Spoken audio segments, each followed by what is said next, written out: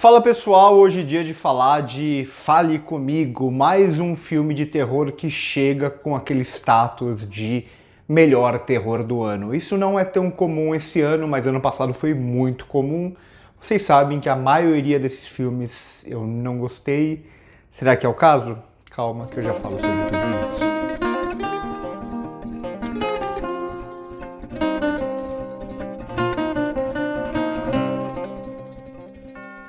Ano passado parecia uma febre, né? Todo filme de terror que estreava saía com o status de melhor terror do ano. Ou quando eles passavam por festivais, já chegavam com esse nome, digamos assim. Aconteceu com The Barbarian, aconteceu com Sorria, aconteceu com X e Pearl. Pearl desses quatro ainda é o que eu gosto mais. Mas assim, nenhum deles me chama tanto os olhos. Quem acompanha o canal sabe que o meu terror favorito do ano passado foi o Não Olhe, né? Nope. Esse ano não tem acontecido tanto isso, mas esse filme aqui, Fale Comigo, que já roda festivais desde o ano passado, mas que foi muito aclamado no Festival de Sundance, ele era dito desde sempre como o melhor terror do ano, vai ser difícil superar esse filme, a A24 comprou ele depois, e assim, eu gosto de bastante coisa aqui, mas eu acho também um filme bastante frustrante e isso tem muito a ver com algumas tendências do cinema de horror atual que eu vou comentar um pouco sobre elas aqui. Então trata-se de um filme dirigido por dois irmãos que começaram no YouTube e poderiam trazer um quê de renovação talvez para o gênero, mas não acontece tanto isso aqui. Na verdade eles vão se usar de códigos, de artifícios que são muito comuns desses dois polos mais claros que a gente tem no terror hoje, que eu já comento um pouco melhor sobre eles. E aqui a gente tem um elenco, tirando a Miranda que fez, por exemplo, O Senhor dos Anéis, que é australiana mesmo, assim como o filme,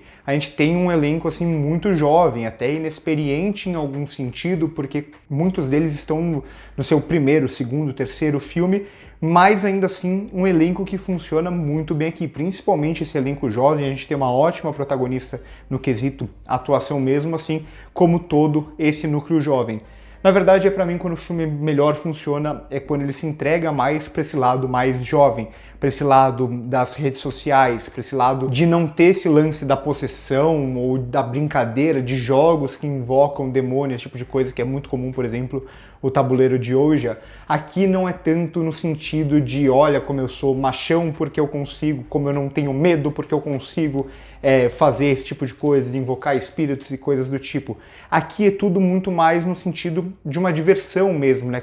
Surge quase como uma droga para esses jovens, esse lance deles se possuírem, porque eles sabem ou eles acham que eles não vão se arriscar tanto assim fazendo aquilo, e tudo isso vai ser sempre voltado, pelo menos inicialmente, para o lance das redes sociais, que é algo que o cinema tem trabalhado muito, geralmente trabalha muito mal, mas eu acho que aqui funciona, né? Quando alguém vai ser possuído e isso se transforma em meio que um evento ali fechado, todo mundo já saca o celular e começa a filmar. Tudo aquilo é feito, o lance da possessão demoníaca inicialmente é feita como um espetáculo. Isso tem muito a ver com os dias de hoje, é pra mim quando o filme de longe melhor funciona. Só que como eu disse inicialmente, parece que ele fica entre esses dois polos mais claros que a gente tem no horror hoje em dia, que são os dois grandes estúdios, digamos assim, de horror, que a gente tem na Blumhouse, que faz um horror mais frontal, mais popular, muitas vezes é rechaçado por isso, né? É um terror que muitas vezes tem mais sustos, tem mais gore, coisa do tipo, enquanto a gente tem a A24, que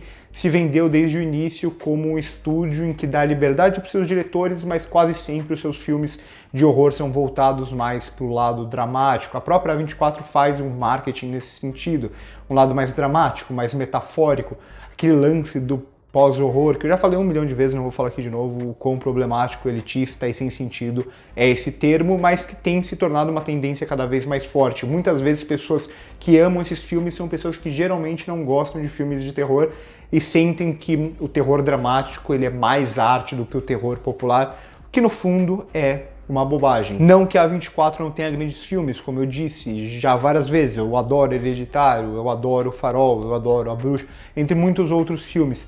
Só que essa tendência parece que ela tem começado a se transformar cada vez mais em um problema para o cinema, em uma obrigação.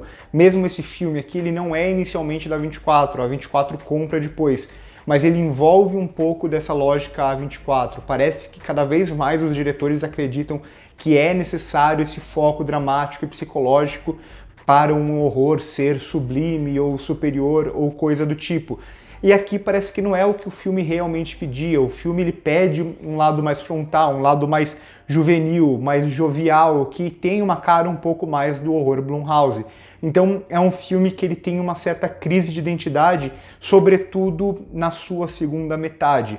A gente começa muito bem aqui o filme, né? A sequência de abertura é interessantíssima, que vai muito mais para esse lado do horror frontal, o horror que a gente sente na pele, que a gente se assusta, que o inesperado vem, e tudo que envolve essas brincadeiras dos jovens, para mim, funciona muito bem, né? A montagem descontraída com a música.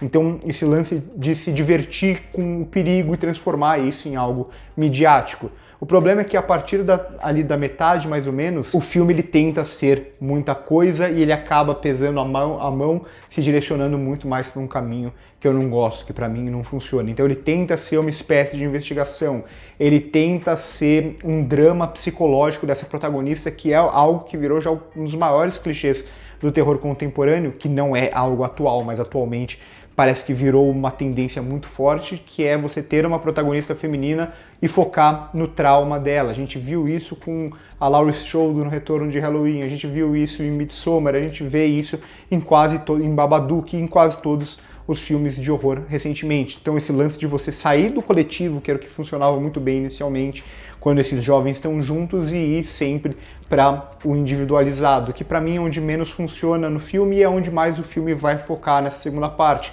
A relação dela com o pai, que para mim é qualquer coisa, a relação dela com o ex, que é qualquer coisa, em longos diálogos que tem que ser super dramáticos, mas para mim não funciona. E parece que o filme ele sempre está pedindo para ir para esse lado mais frontal, para ir para esse lado mais do sangue, do gore, do demoníaco, mas ele nunca se entrega totalmente para esse lado. Tem um lance aqui, uma sequência específica que essa personagem vai adentrar o inferno, e o filme, ele mais uma vez ele faz, né, essa dicotomia Blumhouse e A24 que eu tô criando aqui, não é só isso, vai além disso, mas o lado Blumhouse pede para ela adentrar esse demônio e a gente vê esse inferno e a gente vê tudo aquilo. O lado A24 tá mais preocupado com os impactos nela, com o drama psicológico. E o filme ele sempre vai pender na segunda metade para esse lado mais psicológico. Não há um problema no terror psicológico, mas nem sempre ele funciona, nem sempre ele é necessário.